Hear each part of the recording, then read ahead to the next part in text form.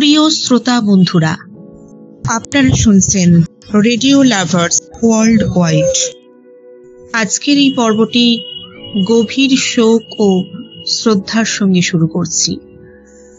আজকের এই পর্বে রেডিও লাভার্স ওয়ার্ল্ড ওয়াইডের পক্ষ থেকে আমরা শ্রদ্ধা জানাচ্ছি এক প্রকৃত বেতার প্রেমী এবং আকাশবাণীর একনিষ্ঠ শ্রোতা মোহাম্মদ মহসিন বাবুকে। তার প্রয়াণে রেডিও জগতে এক অপূরণীয় শূন্যতা সৃষ্টি হয়েছে। মহসিন বাবু ছিলেন এমন একজন শ্রোতা যিনি রেডিও সম্প্রচারের প্রতি তার অগাধ ভালোবাসা এবং সম্মান দিয়ে আমাদের অনুপ্রাণিত করতেন। শ্রোতাদের প্রতি তার সহযোগিতা, বিভিন্ন বেতার অনুষ্ঠানের রেকর্ডিং প্রদান করা এবং তার আন্তরিকতা তাকে শুধু রেডিও প্রেমীদের কাছেই নয়, আকাশবাণীর সম্প্রচারের হৃদয়ে একটি বিশেষ জায়গা করে দিয়েছিল। আজকের এই অনুষ্ঠানে আমরা তার স্মৃতির প্রতি শ্রদ্ধা জানিয়ে সেই সব বিশেষ কিছু মুহূর্ত স্মরণ করছি যা তিনি তার কাজের মাধ্যমে আমাদের মনে তৈরি করে নিয়েছেন। আজকের এই পর্বে আপনাদের সঙ্গে আছি আমি শিউলি মোদক। পরিকল্পনা ও পরিচালনায় আছেন শ্রী কৌশিক রায় মহাশয়। এবারে আমরা শুনে নেব প্রয়াত মহসিন বাবুর প্রতি বেতার বন্ধুদের স্মৃতিচারণা ও শ্রদ্ধাঞ্জলি। শুনতে থাকুন। তুমি রবে নীরবে হৃদয়ে মম। হোয়াটসঅ্যাপে ফোনে অনেকদিন আগে থেকেই কথা হতো মহসিন জেঠুর সাথে, তবে কৃষ্ণনগরে প্রাত্যহিকী সম্মেলনে মুখোমুখি পরিচয় হলো ওনার সাথে। কথা হলো রেকর্ডিং কিভাবে আরও স্পষ্ট, পরিষ্কার, সহজভাবে করা যায় সেই নিয়েই কথা হলো সেদিন। পরে হোয়াটসঅ্যাপে সেই নিয়ে কথা হতো নিয়মিত। চিঠি লেখার উৎসাহ দিতেন। বেশিরভাগ অনুষ্ঠান রেকর্ডিং শোনার সুযোগ করে দিয়েছিলেন মহসিন জেঠু। আমি হারালাম একজন রেডিও বন্ধুকে, আর অবশ্যই একজন গুণী পত্র লেখককে। জেঠু যেখানেই থাকুন, ভালো থাকুন এই কামনা করি। আপনি যেভাবে আমাদের মধ্যে ছিলেন এভাবেই থেকে যাবেন। দীপদাস চৌধুরী, চৌধুরীপাড়া, কৃষ্ণনগর, নদিয়া থেকে বললাম।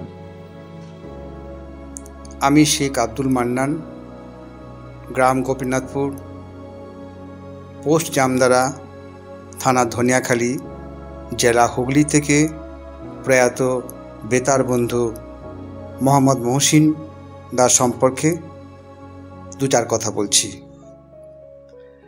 জন্মালে মৃত্যু হবে এ এক চিরায়ত নিয়ম, তথাপি জন্মালে আমাদের মনে আনন্দের ঢেউ খেলে যায়। আবার মৃত্যু সংবাদ আমাদের মন বিষাদগ্রস্ত হয়। সময়ের সঙ্গে সে বিষাদ মিটে আমরা স্বাভাবিক জীবনযাপন করি, কিন্তু কোনো কোনো মৃত্যু আমাদের ভুলতে দেয় না। আমাদের হৃদয় কোণে জায়গা করে নেয় অমর অক্ষয় হয়ে। তেমনি মৃত্যু সংবাদ বেতার বন্ধু মোহাম্মদ মহসিন দার।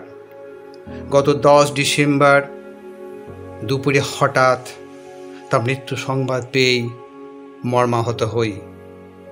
আধুনিক প্রচার মাধ্যমের দৌরাত্ম্যে আমরা যখন আদি প্রচার মাধ্যম রেডিওকে ভুলতে বসেছি, ঠিক তখন মহসিন দার মতো কয়েকজন সংবেদনশীল মানুষ এগিয়ে আসেন আদি প্রচার মাধ্যম রেডিওকে জনমানসে জনপ্রিয় করে তুলতে। আমার মতো যারা একটু আধটু লেখালেখি করি, তাদের তিনি অনুপ্রাণিত করলেন রেডিওর বিভিন্ন অনুষ্ঠানে লেখালেখি করার। পরিণামে অচিরেই আবার জনপ্রিয় হয়ে ওঠে রেডিও। আমি ব্যক্তিগতভাবে কখনো ভাবিনি আমার কোনো লেখা রেডিওতে সম্প্রচার হবে। মহসিন দার প্রেরণায় আমার বেশ কিছু গল্প, কবিতা, চিঠি সম্প্রচারিত হয়েছে বেতারে। বাংলা সংস্কৃতিকে ভালোবেসে মহসিনদা বিগত কয়েক বছরে অনেক লেখক লেখিকাকে বেতার সম্প্রচারের মাধ্যমে জনপ্রিয় করে তুলেছেন। সেই মহসিনদা এভাবে হঠাৎ আমাদের ছেড়ে চলে যাবেন ভাবতে পারিনি। অবশ্য ভাববার কথাও নয়, কেন কি জন্ম মৃত্যু সবই তো সর্বময় স্রষ্টার ইচ্ছাধীন। মহসিনদার মৃত্যু সংবাদ পেয়েই সেদিন একটি শ্রদ্ধাঞ্জলি লিখে পাঠিয়েছিলাম আকাশবাণী শান্তিনিকেতন কেন্দ্রের আনন্দধারা অনুষ্ঠানে। আমার সেই সম্প্রচারিত কবিতা আজ সন্ধ্যায় পুনরায় মহসিনদার আত্মার শান্তিতে নিবেদন করছি। বেতার বন্ধু মহসিনদা, মহসিনদা, যেদিন প্রথম বলেছিলে আপনিও লিখুন প্রাত্যহিকীতে, পড়া হবে আপনার চিঠিও, সেদিন সন্দিহান হয়ে লিখেছিলাম চিঠি। কদিন পরেই হয়েছিল পাঠ জীবনের প্রথম প্রাত্যহিকী চিঠি। পার্থিব সুখে সিক্ত হয়েছিলাম আমি, দিয়েছিলে উৎসাহ রেনবোর অনুষ্ঠানে 50 শব্দের অনুগল্প লেখার। তোমার প্রেরণাতেই নির্দিষ্ট শব্দে গল্প লেখায় হয়েছিলাম সাবলীল। পেয়েছিলাম প্রেরণা মুর্শিদাবাদ কেন্দ্রের আজ সন্ধ্যার অনুষ্ঠানে নানা বিষয়ের পত্র লেখায়। করেছিলে উদ্দীপ্ত শান্তিনিকেতন কেন্দ্রের আনন্দধারা অনুষ্ঠানে পত্র লেখার। হয়েছি আনন্দমুখর একাধিক পত্র পাঠে। মহসিনদা, আজ তোমার অবর্তমানে বেতারের সব অনুষ্ঠানে মৌন মুখর। আজ থেকে কে করবে রেকর্ডিং বেতারের হরেক অনুষ্ঠানের? কেমন করে করব উপভোগ সম্প্রচারের বিবিধ ধারাভাষ্য? জন্ম মৃত্যুর অনিবার্যতায় আজ তুমি অমৃত লোকে। হৃদয় দিয়ে দেখব তোমায়, নাইবা দেখলাম চোখে। স্মৃতিতে তুমি থেকো অবিনশ্বর, প্রেরণায় থেকো সদা। স্মিত হাসির উজ্জ্বল মুখে তুমি ছিলে, তুমি থাকবে বেতারের মহসিন দাদা। ধন্যবাদ। আমি জুঁই চক্রবর্তী। আমি সত্যি কষ্ট পেয়েছি হঠাৎ মহসিন স্যারের মৃত্যুর খবর পেয়ে। উনি যেখানেই থাকুন ভালো থাকুন, সুস্থ থাকুন এই কামনাই করি। উনি আমায় আকাশবাণী কলকাতায় সুযোগ করে দিয়েছিলেন আমার কবিতা বলার জন্য আনন্দধারার। ওনার সঙ্গে গত বছর নভেম্বর মাসে কথা হয়েছিল, তারপর আর কথা হয়নি। আমিও অসুস্থ ছিলাম, তারপরে আর যোগাযোগ হয়নি। কিন্তু হঠাৎ এই মৃত্যুতে আমি মর্মাহত, সত্যি খারাপ লাগছে। নমস্কার। আমার নাম অর্ণব বসু।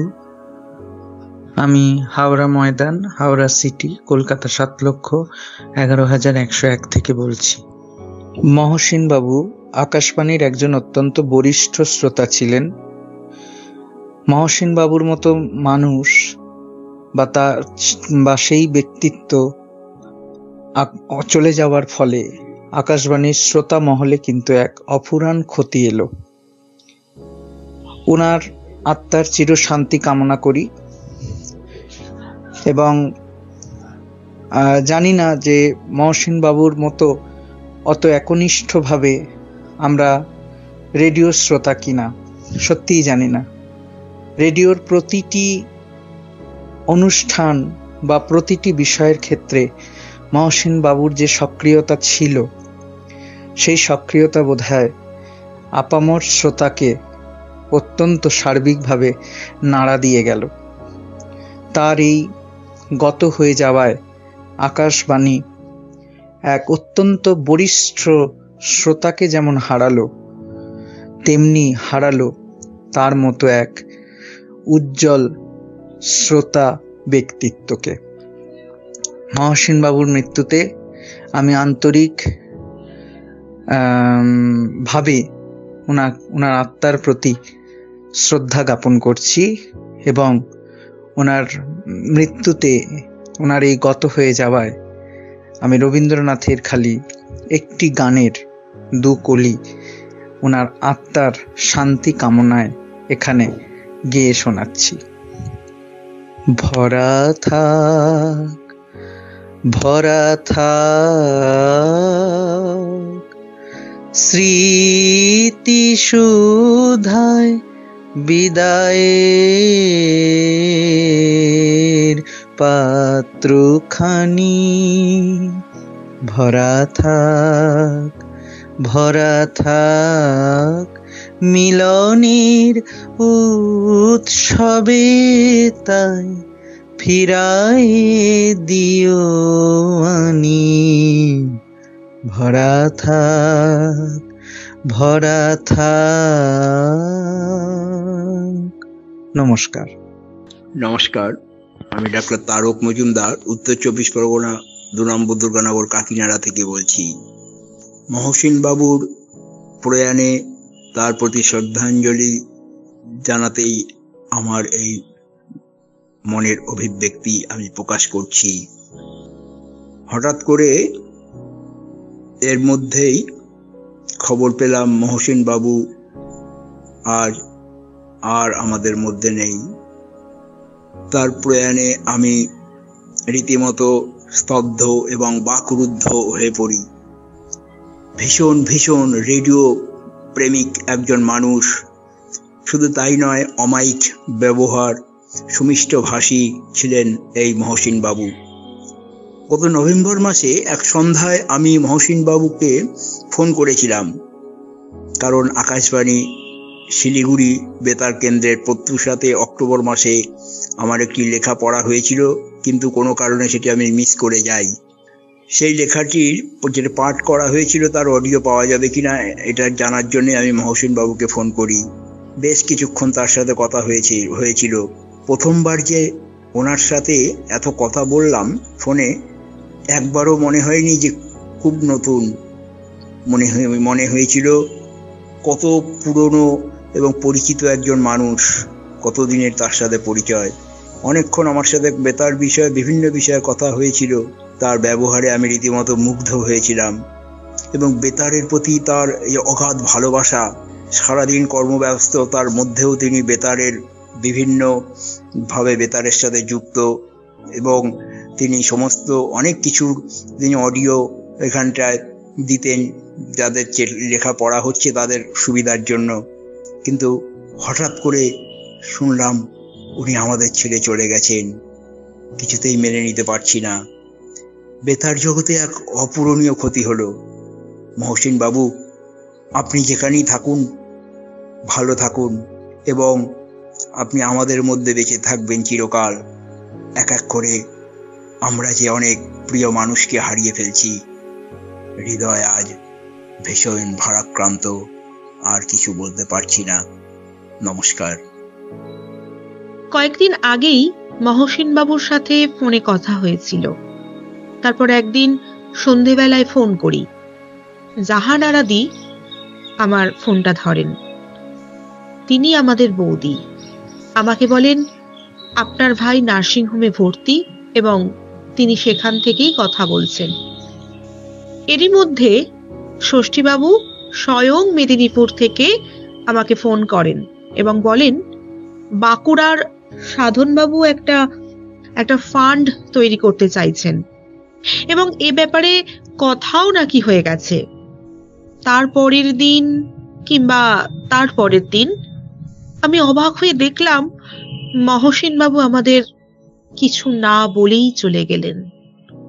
সকলকেই যেতে হবে, কারো গাড়ি আগে কারো গাড়ি পরে। একেবারে রেডিও পাগল লোক। রেকর্ডিং এর ব্যাপারে তাকে 1 নম্বর জায়গায় রাখবো। মানুষ হিসাবে খুব ভালো ছিলেন, ভীষণ স্পষ্ট বক্তা। তিনি আমার মনের মধ্যে চিরকাল অবস্থান করবেন। লেখাটি পাঠিয়েছেন বীরভূমের নলহাটি পাইকপাড়া থেকে শীষ মোহাম্মদ। মহসিন বাবুর চলে যাওয়া আমাদের জন্য এক অপূরণীয় ক্ষতি। তিনি আমাদের জন্য শুধু একজন শ্রোতা ছিলেন না, তিনি ছিলেন আমাদের রেডিও পরিবারের একজন আপনজন। তার প্রাণবন্ত উপস্থিতি, তার উষ্ণতা আমাদের হৃদয়ে চিরকাল জীবিত থাকবে। মহসিনবাবু শুধু রেডিও শ্রোতা ছিলেন না, তিনি ছিলেন রেডিও সম্প্রচারের প্রতি ভালোবাসার এক উজ্জ্বল উদাহরণ। আকাশবাণীর বিভিন্ন অনুষ্ঠান তিনি মন দিয়ে শুনতেন, রেকর্ড করতেন এবং তা অন্য শ্রোতাদের সঙ্গে শেয়ার করতেন। তার এই ভালোবাসা এবং আন্তরিকতা রেডিও সম্প্রচারের প্রতি তার গভীর মমত্ববোধের পরিচয় বহন করে। তার প্রিয় অনুষ্ঠান এবং গানগুলোর প্রতি তার টান তাকে শুধু একজন শ্রোতা নয়, বরং রেডিও ইতিহাস সংরক্ষণে একজন নিরলস কর্মী করে তুলেছিল। আজ আমরা তার স্মৃতির প্রতি গভীর শ্রদ্ধা জানিয়ে তার প্রিয় মুহূর্তগুলো স্মরণ করছি, তার আত্মার চির শান্তি কামনা করি। আমি কৌশিক রায়, রেডিও লাভার্স ওয়ার্ল্ড ওয়াইডের তরফ থেকে বলছিলাম। ধন্যবাদ। নমস্কার, আমি দেবোত্তম গোস্বামী বোলপুর থেকে বলছি।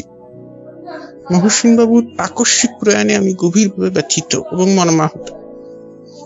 তার সঙ্গে আমার আলাপ বহুদিন আগে, শুধু বেতার নয়, তার সঙ্গে আরো বিভিন্ন বিষয়ে তার সঙ্গে গভীর আলাপচারিতা হতো। তার মারা যাওয়ার 1 সপ্তাহ আগেও আমার সঙ্গে তার কথা হয়েছে, কিন্তু তার এই আকস্মিক প্রয়াণে আমি গভীরভাবে মর্মাহত। পরিবারের প্রতি সমবেদনা জানাই, আত্মার শান্তি কামনা করি। আজকে আমরা এই অনুষ্ঠানের মধ্যে দিয়ে যে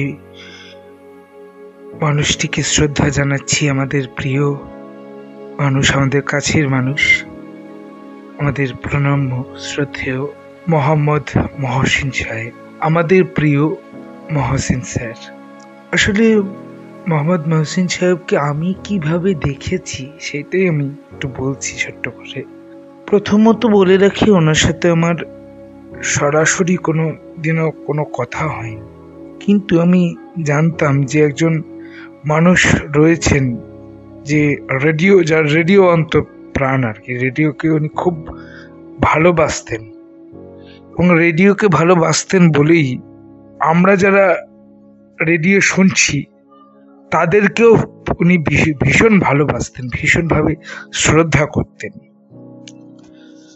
রেডিওকে যারা ভালোবাসেন তাদেরকে ভালোবাসতেন কেন বলছি, যে কোনো শ্রোতার যেন কোনো রেডিও অনুষ্ঠান শুনতে মিস না হয়, অনুষ্ঠান শোনা থেকে বঞ্চিত যাতে না হয়, সেইটা উনি লক্ষ্য করতেন।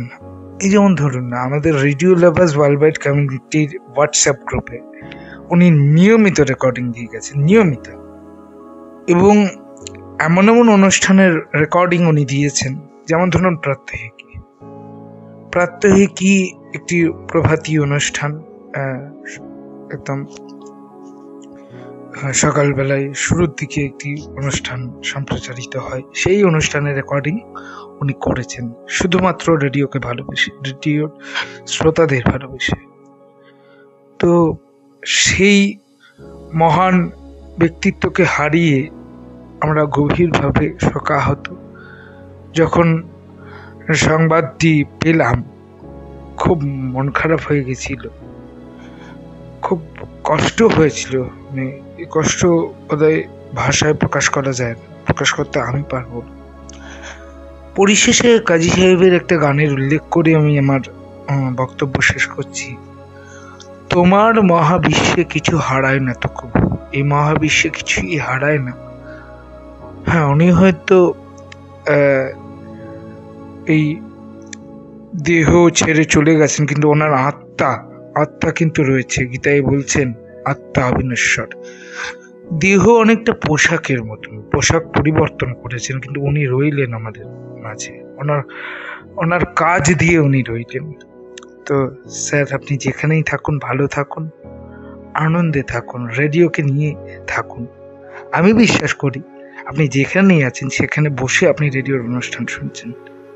স্মৃতিচারণ করছিলাম রেডিও লাভার্স ওয়ার্ল্ড ওয়াইড কমিউনিটির তরফ থেকে আমি সায়ন ঘোষ, মালদা থেকে। সবাই খুব ভালো থাকবেন। আজকে এইটুকুই, ধন্যবাদ। আমি রাজা সাহেব মুখার্জি, সোনামুখী, বাঁকুড়া থেকে বলছি। মহসিন বাবুর আকস্মিক প্রয়াণে আমি খুব মর্মাহত হলাম।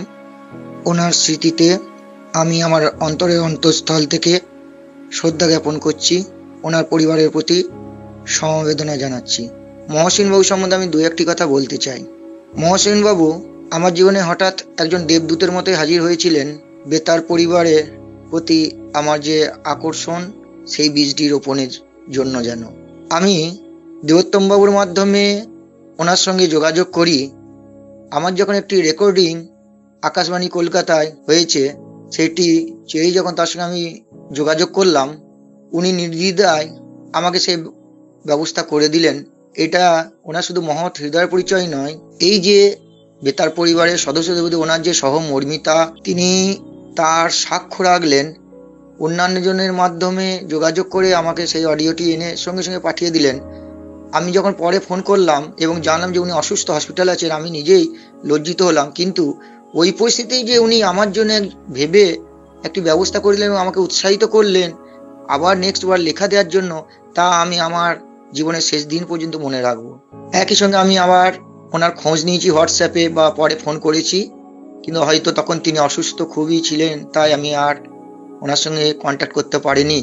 কিন্তু আজ আপনার এত খারাপ লাগছে, আমি কথা বলতে কষ্ট হচ্ছে, বা ওনার কণ্ঠস্বর যেন আমার এখনো কানে ভাসছে, সেটাই আমার জীবনের পরম পাওনা হয়ে রয়ে যাবে। ওনার শ্রীচরণে অকুণ্ঠ সম্মান, শ্রদ্ধা, ভালোবাসা জানিয়ে আমি একটি কবিতা লিখলাম, সেটি এখন পাঠ করে শোনাচ্ছি। কবিতার নাম মহসিনবাবু এক মহৎ প্রাণ।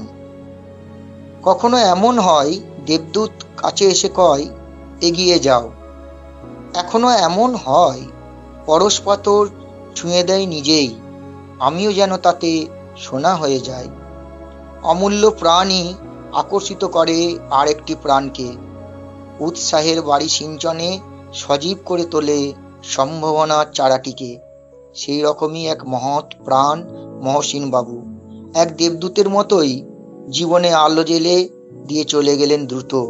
নিজেই পরশ পাথরের মতো আমাদের সকলকে সোনা করার সংকল্প নিয়ে আজীবন পথ দেখিয়ে দিলেন, কিভাবে বাণী হয়ে আকাশ জুড়ে মিলে ধরা যায় নিজেদের। তারপর ওই তারাদের দেশে আজ পাড়ি দিয়ে চলে গেলেও এখনো হৃদয়ে তার আকাশবাণী এসে মূর্ছনা তোলে। আমি আছি ভোর থেকে রাতে বেতারে, বরাবর বেঁধে আছি প্রতি হৃদয়ের তারে তারে।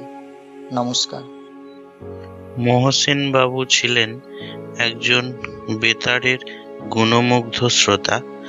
ওনার তত্ত্বাবধানে বেতার নিয়ে হোয়াটসঅ্যাপ এবং ফেসবুক গ্রুপ তৈরি হয়েছে এবং আমরা সেই গ্রুপে সদস্য হিসাবে এখনো আছি এবং ওনার প্রতি আমার শ্রদ্ধা রইল। উনি যেখানেই থাকুন ভালো থাকুন, ওনার আত্মার শান্তি কামনা করি। আর পুনর্জন্ম যদি কিছু থাকে, উনি আবার হয়তো আমাদের মধ্যে ফিরে আসবেন। সুজিত মণ্ডল, উত্তর জোজরা, কলকাতা 135 থেকে বললাম। নমস্কার, আমি নাসিমা বেগম বুলু, পান্ডুয়া, হুগলি, জয়পুর রোড থেকে বলছি। আমি আজকে দু চার কথা বলবো। আকাশবাণীর প্রাত্যহিকের লিঙ্ক দিতেন, আমি ভাই বলেই ডাকতাম। আমি মোহাম্মদ মহসিন ভাইয়ের কথা বলছি। প্রথম যখন উনি ফোন করে আমাকে, আমি চিনতাম না, অনেক দিন আগের কথাই বলছি। উনি কোথা থেকে নাম্বার নিয়েছে, কোনো সাহিত্য গ্রুপ থেকে, দিয়ে আমাকে একটা ফোন করেছে। আমি হ্যালো বলতেই ওপার থেকে একটা পুরুষ কণ্ঠ ভেসে এলো, মোহাম্মদ মহসিন, আমি প্রাত্যহিকের লিঙ্কগুলো দিই, আপনাকে আমরা আকাশবাণী শ্রোতা ক্লাবের সদস্য করে নিয়েছি, আপনার সদস্য করতে আপনার অনুমতি চাইছি। তখন আমি বললাম, ভাই, আমি সবাইকে দাদা বলি, স্যার বলি, কিন্তু ওনাকে আমি ভাই বলেই ডাকলাম। ভাই, আপনি আমার অনুমতি কেন নেবেন? আমাকে সদস্য করছেন মানে আমার অনেক ভালো লাগছে, আমাকে আদেশ করুন। তখন বলছে, ঠিক আছে, আপনার অনুমতি ছাড়া তো আর করতে পারি না। এইভাবে আমার আমাদের প্রথম কথা বলা হলো, অনেকক্ষণ কথা বললাম। তারপরে সেইভাবে আর কথা বলতাম না, কিন্তু মাঝে মাঝে খবর নিতাম। কিভাবে নিতাম? জাহানারা ওনার স্ত্রী, উনি প্রাত্যহিকীতে লেখেন, তখন ঠিকানা দেখে বুঝলাম যে জাহানারা ওনার কেউ হয়। তখন ফোন করে বলছি, ভাই আপনার কেউ হয়? আপনার ঠিকানা দেখলাম খালি বেলমুড়ি। তখন বলে, হ্যাঁ হ্যাঁ আমার স্ত্রী। আমি খুব সুন্দর একটা চিঠি শুনলাম ভাই। তখন উনি খুব হাসছেন। ওনারও চিঠি শুনে ওনাকেও ফোন করতাম, ওই প্রাত্যহিকীতে লিখতো ওরা আর কি। তখন বললাম, আপনার স্ত্রীর চিঠিতে লেখা আছে সান বাঁধানো ঘাট, পুকুর, মাছ ধরি, ছিপ ফেলে বুবু মাছ ধরে। আমাদের হাসাহাসি হতো। আমি একদিন যাব আপনাদের বাড়ি। বলছে, আচ্ছা আচ্ছা, আমরা এখন কলকাতায় আছি, ঠিক আছে আসবেন। আমি এমনি কোথাও যাই না, কিন্তু আমি ভাইকে বললাম, মনে মনে চলেই গেছি। আমাদের খুব হাসি হাসি হলো ভাই বোনে। এইভাবে আলেকালে আমাদের ফোনে কথা হতো, উনিও খোঁজ নিত। তারপরে আমি ধরুন আমার কোনো লেখার এটা মানে মিস্টেক হয়েছে, পড়লো কি পড়লো না, আমার ফোনে নেট থাকে না, যখন ফোন খারাপ থাকে যখন, তখন ওনাকে ফোন করি, ভাই আমার ফোন তো খারাপ, ফোনে তো নেট ছিল না, আমার কি লিঙ্কটা পাবো? বলে, হ্যাঁ পাবে, কেন পাবে না। আর কি ভালো মানুষ একটা, একদম মিষ্টি গলায় সুন্দর করে ফোন করতো, কথা বলতো, খুব ভালো লাগতো। মানে এত আন্তরিকতা মানে দেখা যায় না, মানে আমার নিজের আপন ভাই। তারপরে হঠাৎ শুনলাম উনি অসুস্থ। একজন আমাকে ফোন করলো যে, মহাসিনদার কোনো খবর জানো নাসিমা? আমাকে একটু খবর দিও। তখন আমি বলছি, হ্যাঁ আমি এক্ষুনি খবর নিচ্ছি। তো আমি জানি না ওনার হঠাৎ অসুখ হবে, সেটা আমি জানতাম না। এমনি কেন জানি না, দুদিন আগে ওনার ফোন নাম্বারে লিখেছি, ভাই ভালো আছেন, এখনও লেখাটা আছে স্পষ্ট। তারপরে আমাকে একজন ফোন করলো, মহসিনদার খবর একটু জানাবে। আমি কেমন কেমন যেন শুনলাম, তো সেইটা ধরে আমি সঙ্গে সঙ্গে একজনকে ফোন করলাম। ওর নাম, ও 10 ঘরায় থাকে, আমার বান্ধবী। তখন ও আমাকে খুব তাড়াতাড়ি একটা খবর দিল যে উনি অসুস্থ, তবে হ্যাঁ ভালো আছে, পা দুটো অবশ হয়ে গেছে। আমি একটু শান্তি পেলাম যে ভালো আছে বললো, পা দুটো অবশ। তো যে আমার থেকে জানতে চাইলো তাকে আবার ওই খবরটা দিলাম, সেও শান্তি পেল। তারপরে ভাবলাম কত লোকের তো অসুখ হয়, আমারও 2023 সালে স্ট্রোক হয়েছে, আমাকেও লোকে সাহায্য দিয়ে বাঁচিয়ে রেখেছে। আমি ভাবলাম আমার মতোই ভাই বেঁচে থাকবে, ভালো থাকবে, ভালো থাকবে। তারপরেই ফোন খুলে গ্রুপে দেখছি ভাই আর নেই। সেটা আমি মানতে পারছি না। আমার বাইরের জগৎটাই সবচেয়ে প্রিয় জগৎ। আমার বাবা মা নেই, সবাইকে আমি ভাই বাবা মায়ের মতো শব্দ করি। আমি আর কিছু বলতে পারছি না, আর কি বলবো। সব তো স্মৃতি হয়ে রয়ে যায়, স্মৃতি হয়ে গেল। আর ভাই বলে ডাকতে পারবো না, আর ফোন করে বলতে পারবো না ভাইয়ের জায়গায়।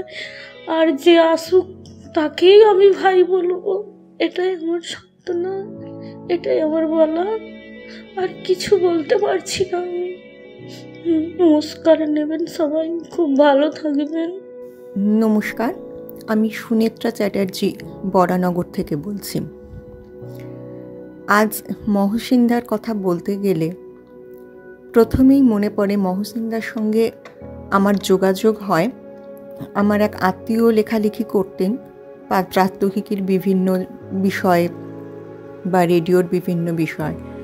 আমি এই ধরনের কিছু লেখালেখি করতাম বলে উনি মহসিনদার নাম্বারটা আমাকে দিয়ে বলেন, তুমি ওনার সঙ্গে যোগাযোগ করো, রেডিওয়ে যদি লিখতে চাও কিছু। আমি মহসিনদাকে ফোন করি, সেই প্রথম ওনার সাথে আমার যোগাযোগ বছর 2 আগে। তারপর থেকে কথা হয়তো খুব কম হতো, কিন্তু যখনই ওনাকে ফোন করতাম কোনো প্রয়োজনে ধৈর্য ধরে উনি সব শুনতেন, শুনে ধীরে সুস্থে সমস্ত কিছু বুঝিয়ে বলে দিতেন। বা যদি ফোন বেজে যেত কোনো না কোনো সময় উনি অবশ্যই রিং ব্যাক করতেনই এবং বলতেন যেই কারণে আমি ফোনটা ধরতে পারিনি। ওনার সাথে আমার যোগাযোগ হয়তো বিশেষ ছিল না, কিন্তু যেটুকু কথা হয়েছে সেটুকুতে বোঝাই যায় উনি মানুষটা অসম্ভব রকমের হেল্পফুল এবং বিভিন্নভাবে রাস্তা দেখাতেন কীভাবে এগিয়ে যেতে হবে। ওনার সাথে আমার শেষ কথা হয় 22শে শ্রাবণ আমার নিজের লেখা এবং নিজ কণ্ঠে পাঠ করা সম্মুখে শান্তির ও পারাবার বলে রবীন্দ্রনাথকে নিয়ে একটি লেখা বেরোয়। সেটা ইউটিউবে শুনে উনি আমাকে ফোন করেন রাত্রি 8:30-9টা, যে দিদিভাই অপূর্ব হয়েছে, ভীষণ ভালো লাগলো। মানে এত আপ্লুত হয়ে উনি আমাকে বললেন যে আপনার এটা শুনলাম, ভীষণ ভালো লাগলো। আমি বললাম দাদা আপনি আশীর্বাদ করুন যেন এভাবে লিখে যেতে পারি। সেই ওনার সঙ্গে আমার শেষ কথা। আজ মহসিনদাকে শ্রদ্ধা জানাতে একটি রবীন্দ্রসঙ্গীত আমি তার চরণে নিবেদন করছি। বনে যদি ফুটলো কুসুম, নেই কেন সেই পাখি, নেই কেন, নেই কেন সে পাখি, কোন সুদূরের আকাশ হতে আনবো তারে ডাকি, নেই কেন সেই পাখি, নেই কেন, নেই কেন সে পাখি, বনে যদি ফুটলো কুসুম, হাওয়ায় হাওয়ায় মাতনো জাগে, পাতায় পাতায় নাচনো লাগে গো, এমন মধুর গানের বেলায় সেই শুধু রয় বাকি, নেই কেন সেই পাখি, নেই কেন, নেই কেন সেই পাখি।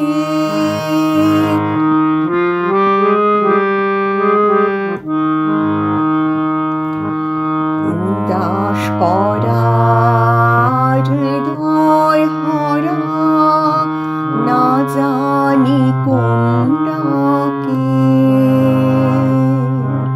সাগর পাড়ের বনের ধারে, কে ভুলালো তাকে, উদাস করা হৃদয় হরা, না জানি কোন ডাকে, সাগর পাড়ের বনের ধারে, কে ভুলালো তাকে,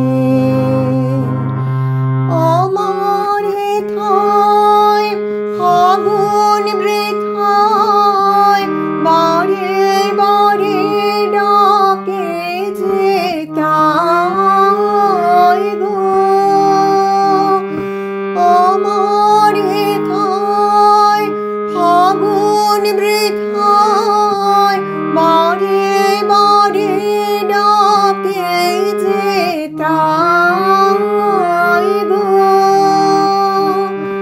এমন রাতের ব্যাকুল ব্যথায় কেন, কেন সে দেয় ফাঁকি, নেই কেন সেই পাখি, নেই কেন, নেই কেন সেই পাখি, কোন সুদূরের আকাশ হতে আনবো তারে ডাকি,